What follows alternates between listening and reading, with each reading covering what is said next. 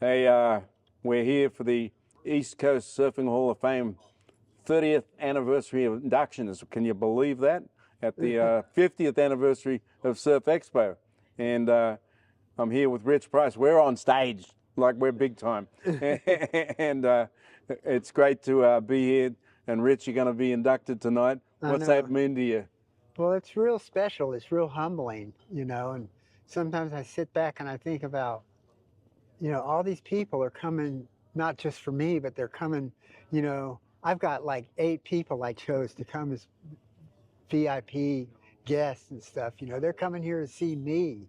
And I'm like, it's kind of overwhelming. I've kind of always flown under the radar a little bit. Yeah, So, but your reputation is pretty good, mate. Listen, let me tell you, you've made a lot of surfboards for a lot of important guys through the yeah. years, and one of my good mates, Richard Cram, Yep, who I coached him for a while. You made a bunch for him. I know. That was an honor, Yep. you know. Scotty McCrannles Yep. and the Hobgoods in the early days. So Yeah. your roster's been pretty healthy, mate. Yeah. I know. I it's the whole thing's humbling though. I I was stoked to be able to do their boards. I will say this one thing, and back in 2013, Scott, um, the boardroom Right. honored me as a shaper, Right. and I remember Pat Rawson came out and did a board, and Stu Kenson, he actually won the thing. And I remember I shared, I got, one of the reasons I became as good of a shaper as I did is because I had guys that I shaped for who were honest with me, Right. and They gave you good feedback. yeah, they told me, not everyone was sitting there going, oh, this board's unreal when it really sucked, you know. They told me honestly how it rode and when it didn't work and what that gave me a chance to work to improve on the shape. But I remember Scotty, I went for a few years where I said, I'm not shaping any boards for Hawaii, you know. And Scotty was going out there, I can't remember, I think it was the winter of '86. And he said, I want you to do me some Hawaii boards. And I said, I don't want to do Hawaii boards, Scotty, but he insisted that I do it, and I did it. And How big were those boards? I Is think it, there was one that was 6'8", maybe one that was wow, 7'2". that's even short at that point in Yeah. time, because now they're right even smaller. And so right at Christmas time, Scotty called the office here at Natural Art, and I asked him, Scotty, how'd those boards work? He was out in Hawaii, and he goes, they were okay. They were okay. He goes, but the rosins I got were awesome. And that was like somebody told me. The truth.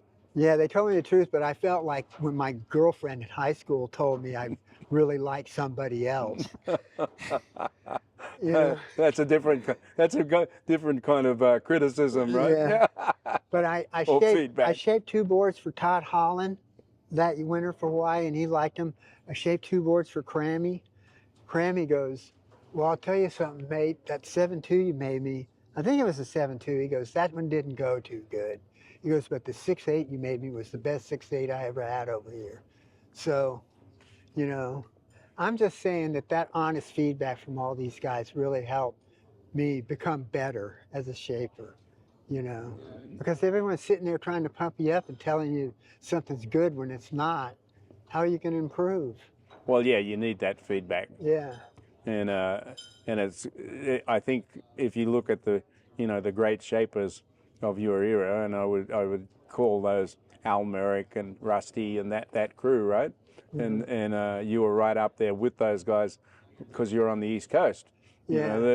The other guys that I would think of on the East Coast would be Frierson, like in that category where really good guys wanted to come to you to get aboard, right? And that must have made you feel good, right? Yeah. Well, I remember I fired off a fax to Bob. Facts. We don't have those anymore. No, I fired off a fax to Bob McNona just expressing my frustration. And I basically said, you know what? You got to work 10 times as hard back here to get half the respect that other people get. And he sent me a back thing, and he goes, I read your letter a couple times. He goes, I gave it to Nick Carroll, and I think you're going to be pleased with the results. And that's when they did Surfing did an article that said, let 5 top shapers tell you how your boards work. And I was up there with Rusty and Jeff McCoy, and I can't remember who else. Probably Merrick, I would think. You know, but I was stoked to be included in that lineup with those guys, you know. And well, you deserved it, mate. Right? well, And so when you first turned up at Natural Art at Dooley's, you really weren't the shaper you became, right? I wasn't a shaper at all. I was a rub out guy. A rub out, a polisher. Yeah. And actually, Greg, I was just telling Sharon that in '75, I think it was, Greg Lord came through Santa Cruz on the way back here and said, you know, talk me and Tommy Moss into going back and working for Natural Art because we were going to build boards in Hatteras that summer. And so we did, and I ended up going to Hawaii that winter, you know. And Tommy, he said, I've had enough of Hatteras, and he went back to Florida. And then Pete wrote me when I was in Hawaii and said, we're moving everything back to Florida. So we were only in Hatteras for 1 season. But Greg was the one that said, you know, me and Greg, I love surfing with Greg. He was so good, and I was a goofy footer, and he pushed me to be better. And we kind of became, you know, we look forward to get really big and stuff, you know. He said, you know, Rich is the one guy I teach the shape. So Greg is actually the first guy that helped me put a planer in my hands and got me shaping, you know. But it was really Pete that gave me so many opportunities, you know. So how many boards do you think you've shaped?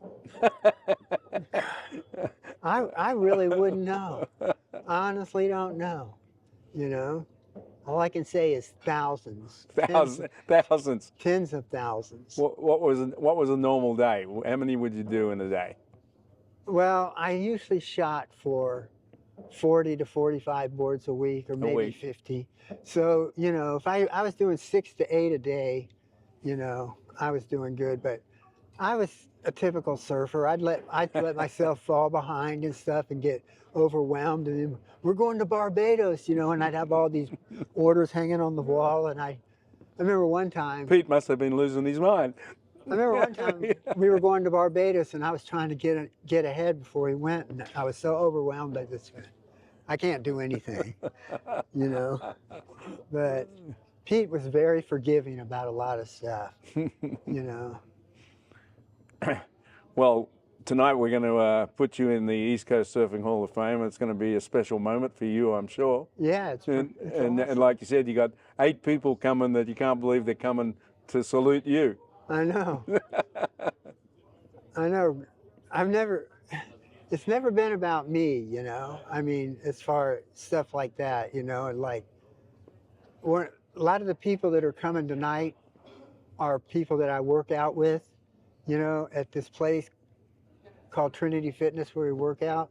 And they're all surfers, you know, except for one of them. He actually won if you're familiar with CrossFit at all, he actually won the Masters of CrossFit this year. Yeah, we have a huge, in Huntington Beach, we have a big convention on the beach there every year for CrossFit. Well, he can't make it tonight, unfortunately, but he's the only one that didn't surf out of all these guys that are coming. And it's kind of funny. One of the guys, Tom, he's surfed his whole life, was an ex-firefighter, paramedic, you know, and he texted me yesterday and goes, I can't believe you know all these world-class guys and blah, blah, blah, and you're getting us. And I said, well, just don't embarrass me. But he knew I was joking. I'm stoked that those guys are here, but I can't believe they're here. I mean, they're here to see the whole thing, but I can't believe they're here to see me. Right. You know? You got your speech in the pocket, mate? My wife was asking me last night, have you worked on your speech at all? I said, no. And she goes, no, I have 3 minutes, you know. And I said, that'll be no problem. I'm not much of a public speaker, although I do better a lot of times than I think I'm going to do. Well, we look forward to seeing you tonight up here on the stage. Yep. And getting your award. We'll be here for the 30th anniversary of the East Coast Surfing Hall of Fame.